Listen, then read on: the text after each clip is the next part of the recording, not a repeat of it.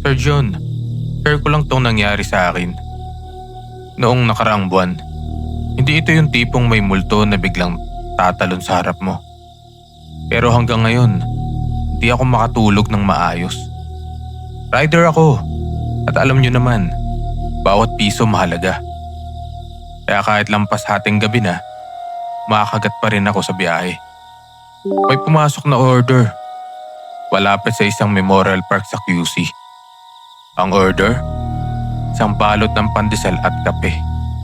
Sabi ko, baka yung guard lang sa gate. Pagdating ko sa gate, bukas ito pero walang tao. Nag-message ako sa customer. Sir, nandito na po ako sa gate. Reply niya, pasok mo lang. Iyo, diretsuin mo hanggang sa dulo. May malaking puno. Pumasok ako ng dahan-dahan lang. Nakapatay ang mga street light sa loob.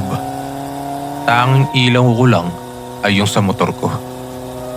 Habang tumatagal, napapansin ko, bakit parang bumibigat ang takbo ng motor?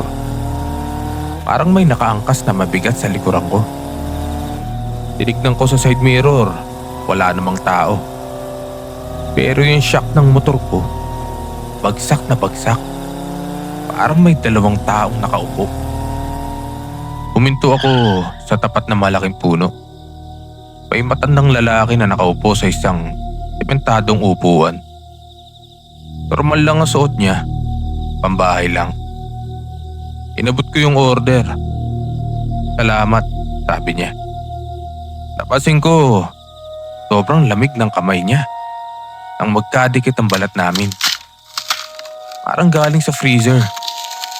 Nagabot siya ng bayad, 1,500.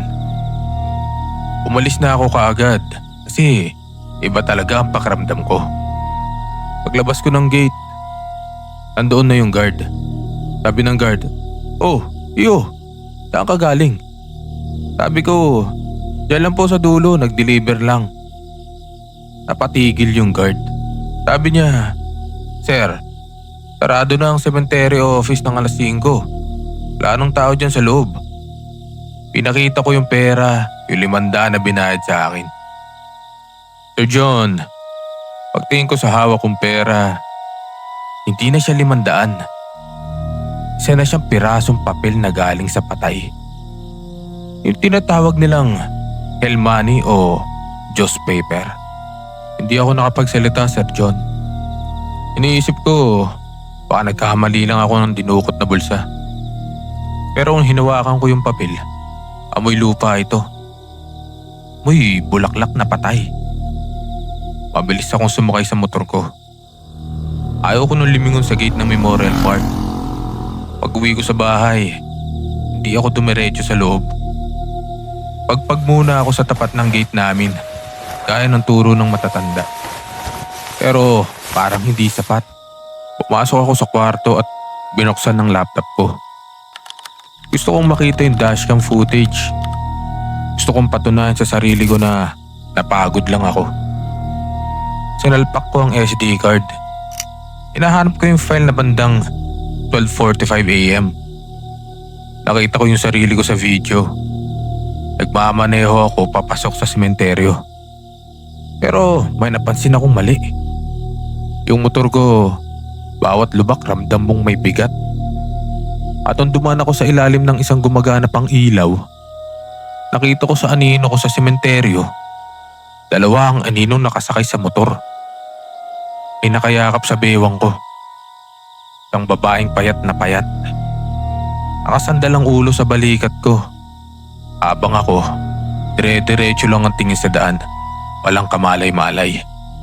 Doon na ako nanginig at napasign of the cross. Simula noon, binenta ko na yung motor ko. At kapag may naririnig akong notification ng app tuwing madaling araw, bigla ako nalang nararamdaman yung lamig sa likod ko. Yung parang may humihinga sa batok mo. Kaya Sir John, ayong kapatid lang. Kung hindi naman kailangan, huwag na lang lumabas sa gabi. Hindi natin alam sino ang nakikisakay sa atin ng libre. Ingat po kayo.